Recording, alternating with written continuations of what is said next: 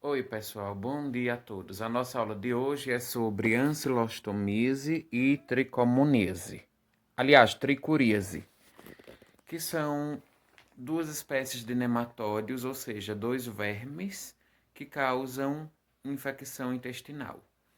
A ancilostomise, os parasitas se depositam no intestino delgado, provocando ali parasitose. Eles não fazem penetração na mucosa intestinal. Eles apenas ficam parasitando a nível da mucosa, absorvendo alguns nutrientes que o parasitado ingere, e a tricuríase se dá a nível do intestino grosso, mais precisamente na porção terminal do intestino grosso, ali no seco, e também na mucosa retal. Nós vamos aprender sobre cada uma das duas mais detalhadamente e começando aqui com a ancilostomíase. Então, o que é a ancilostomíase? É uma infecção intestinal causada por nematódios. Lembrando aqui que nematódios são vermes que possuem uma fase larvária, é quando está no ovo, né? Essas larvas elas vão amadurecer, vão se reproduzir e, consequentemente, ao serem ingeridas pelo indivíduo, essas larvas vão eclodir dentro do hospedeiro, né, do indivíduo, do ser humano, digamos assim, e ali provocarão a, a parasitose e desenvolverão a forma adulta do verme. Então, os nematóides eles têm essa característica. No caso da ancilostomíase, ela pode ser uma infecção assintomática ou com sintomatologia. A infecção assintomática é quando o paciente, o hospedeiro, desenvolve a infecção, a parasitose, porém não demonstra nenhuma manifestação clínica daquela parasitose. Ou essa parasitose ela pode vir sintomática. O paciente ele poderá ter quadros gastrointestinais agudos, como náuseas, vômitos, diarreia, dores abdominais e flatulências. Lembrando que flatulências são gases que são expelidos pelo intestino e que é muito comum na parasitose por ancilostomíase. Em crianças pode haver o que o manual chama de hipoproteinemia. O que é isso? É uma baixa, uma queda no número de proteínas essenciais para o desenvolvimento daquela criança. E quando há essa baixa das proteínas, essa criança ela vai ter uma hipovitaminose e também uma hipoproteinemia. Nesses casos, a criança pode ficar desnutrida, perder peso e ter ali o comprometimento do seu desenvolvimento físico e mental.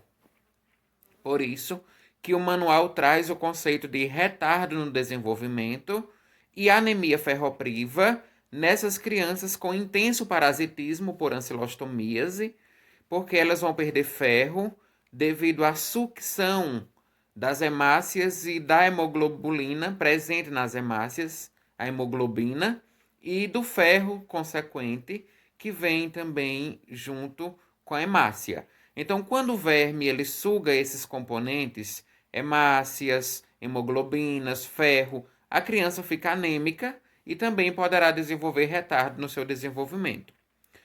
O agente etiológico, quem é o verme que causa então a ancilostomíase? É o Ancilostoma duodenale e nós temos também o Necator americanus.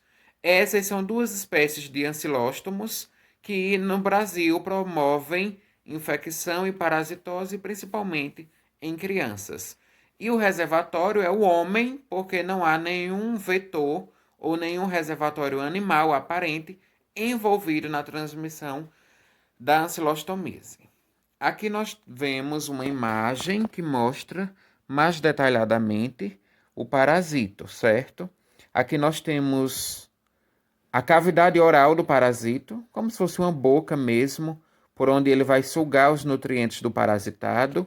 Aqui nós temos como se fossem dois dentes de cada lado, que na verdade a gente não chama dente, a gente chama espículo, que é onde o parasito vai promover a sua fixação na mucosa intestinal e ali vai absorver e sugar todo o nutriente e o ferro do paciente. Aqui nós vemos os espículos com mais detalhe. Eles são pontudos, ó, parecendo realmente um objeto pérfuro-cortante. Lembrando que quando esse parasito se fixa na mucosa intestinal, provoca também uma reação inflamatória. E aí a gente viu nas primeiras aulas de parasitose que as reações inflamatórias dos parasitos provocam uma ação traumática ali naquele tecido, que no caso é a mucosa do intestino. Aqui nós temos a mucosa oral do verme, com os espículos, e aqui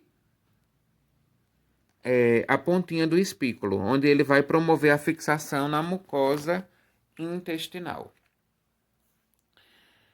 Falar agora sobre o modo de transmissão, como é que a pessoa parasitada adquire os ovos do parasito e, consequentemente, a forma infectante. Então, os ovos eles são expelidos nas fezes e eles são embrionados no solo.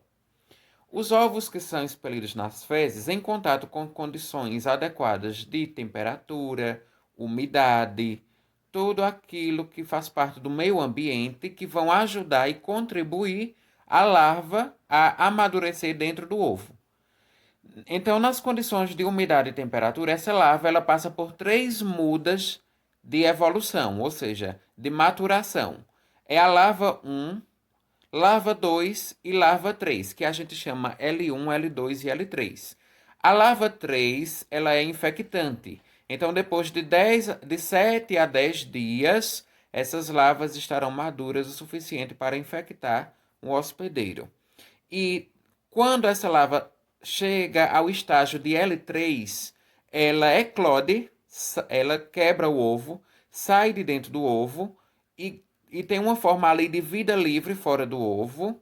E quando o indivíduo vem em contato com aquele solo contaminado, principalmente descalço, porque a maior parte das larvas de ancilóstomas, elas penetram pela mucosa percutânea, ou seja, pela pele do paciente, nos pés, porque principalmente se esse paciente está descalço, ele está mais vulnerável de haver a penetração dessa larva. Então ela penetra causando uma dermatite, que é uma reação inflamatória ali local na pele. Essas larvas elas percorrem os vasos linfáticos, ganham a corrente sanguínea e chegam até os alvéolos pulmonares. Nos alvéolos pulmonares é onde vai haver ali um ciclo de amadurecimento, de desenvolvimento do parasito a nível pulmonar. E depois essas larvas elas migram para a traqueia e faringe, essa região aqui da garganta, e elas são deglutidas, ou seja, engolidas até o intestino delgado. Quando elas chegam no intestino delgado, que é a porção que está abaixo do estômago, elas vão se fixar. Como eu mostrei a vocês na imagem, elas contêm aqueles espículos que são aquelas estruturas de fixação na mucosa. E de 6 a 7 semanas, esses vermes chegarão à sua maturidade, à fase adulta, e produzirão ovos que o paciente irá expelir pelas fezes. Então, o período de incubação do parasito dentro do hospedeiro é de cerca de 6 a 7 semanas, que é quando esse indivíduo estará eliminando ovos. Aqui nós vemos o ciclo biológico do parasito na imagem. Primeiro, ocorre a a penetração. Ocorre a penetração da larva L3 e a larva infectante. Essa larva ela pode entrar através de 2 mecanismos. Por via percutânea, aqui ó, ela penetra a pele do paciente, nos pés, nos braços. Ou essa larva ela pode ser diretamente ingerida, principalmente quando essa pessoa ingere alimentos contendo ovos contaminados naqueles alimentos. Então, se foi através da ingestão de alimentos contaminados, essa larva ela penetra, vem aqui, ela é deglutida, ela tem o ciclo pulmonar, depois ela volta para a faringe, ela é deglutida e vai se fixar aqui no intestino do paciente. Mas se essa larva penetrar na pele e não for ingerida pela mucosa oral, ela vai ganhar circulação linfática, vasos sanguíneos, até passar por todo aquele processo pulmonar e depois ser deglutida para o intestino. E aqui nós vemos os ovos infectantes, são liberados nas fezes. Esses ovos no ambiente vão gerar uma larva 1, que é essa aqui, é uma larva imatura. A larva 2 é a larva mais madura, né? Ela ganha mais maturidade e ela sai de dentro do ovo e permanece no ambiente por algumas horas, alguns dias, e depois essa larva ela penetra no hospedeiro, promovendo uma nova infecção. Com relação ao período de incubação, é de semanas ou meses após a infecção inicial, ou então, dependendo do hospedeiro, das situações imunológicas dele e nutricionais, essas larvas elas poderão durar de alguns meses, algumas semanas ou alguns meses para manifestar a doença da ancilostomíase. Período de transmissibilidade. Indivíduos infectados contaminam o solo durante anos. Então, se essa pessoa não for submetida a um tratamento adequado, durante anos de sua vida ela poderá contribuir com o ciclo de transmissão, eliminando essas fezes contaminadas no ambiente. Complicações. Anemia, como já falei, baixa nas proteínas, anasarca.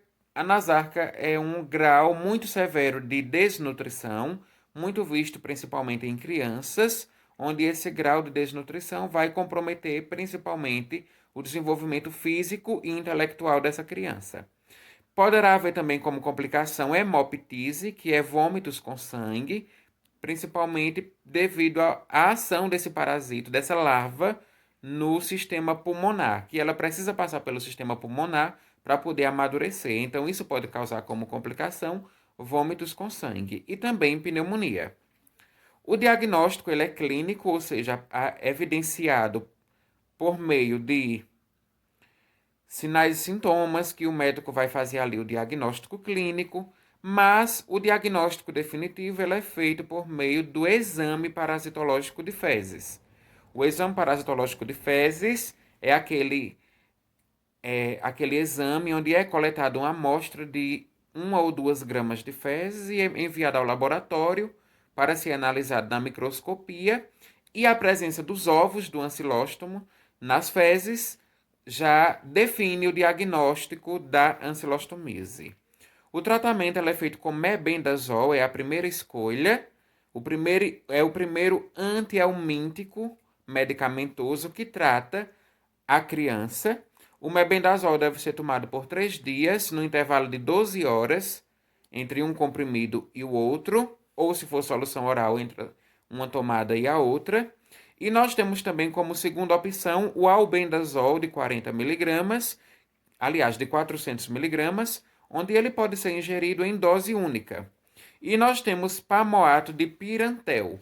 É nos casos de hiperparasitismo, quando o indivíduo tem muitos parasitos ali infectantes, poderá ser usada essa terceira opção de tratamento, que é o pamoato de pirantel. Com relação às características epidemiológicas, a ancilostomíase é uma doença de distribuição mundial, mas sobretudo nos países em desenvolvimento e nas regiões de baixo IDH, de baixo poder aquisitivo das pessoas e também nas regiões com situações sanitárias precárias, onde as pessoas se expõem à questão dos solos contaminados, descalças. Essas pessoas estarão mais vulneráveis ainda de adquirir essa parasitose. Ocorre em crianças com mais de 6 anos de idade, então em alguns adolescentes e também em outros indivíduos, como alguns adultos, que se expõem às larvas do ancilóstoma. Essa parasitose poderá acometer essa faixa etária. E é uma parasitose de áreas rurais, principalmente, já falei aqui, onde não há saneamento básico, onde também a população não tem hábitos de higiene adequados e que isso favorece o adoecimento por ancilostomíase. A vigilância epidemiológica tem como objetivo o diagnóstico e o tratamento precoce, porque o diagnóstico e tratamento precoce dessa parasitose faz com que o indivíduo deixe de eliminar ovos no ambiente e com isso não vai haver ali a propagação da doença. Não é uma doença de notificação compulsória, ou seja, não é obrigatório notificar esses casos. Agora que quando houver um surto, ou seja, muitas crianças ali em uma creche, no mesmo ambiente ou na comunidade, no bairro, adoecendo de ancilostomíase, a recomendação é que se notifique, informe ao sistema de saúde local, ou seja, ao posto de saúde, para que providências sejam tomadas para o tratamento daquelas pessoas. Medidas de controle e prevenção. A primeira delas é a educação em saúde, para que a população tenha hábitos de higiene adequados. A questão do banho, da limpeza, a questão do uso de calçados, que é muito importante na questão epidemiológica dessa parasitose. Então, usar calçados para evitar a penetração da larva na pele íntegra e também os hábitos de higiene, o banho e também os hábitos de higiene dos alimentos, principalmente legumes, verduras e hortaliças que são ingeridas cruas, onde se recomenda também o uso do hipoclorito de sódio para eliminar os ovos ou as larvas do ancilóstomo. E um sistema sanitário para a eliminação de fezes, para que as pessoas em suas moradias tenham local adequado para depositar suas fezes. Pode ser por meio de fossas sépticas ou então por meio da rede de esgoto, do sistema de tubulação do esgoto sanitário, para que as pessoas não tenham contato com essas fezes a céu aberto, nos esgotos ali expostos a céu aberto. E o tratamento das pessoas infectadas, porque, como já havia dito, com o tratamento essas pessoas deixarão de eliminar ovos no ambiente e assim irá interromper o ciclo dessa parasitose.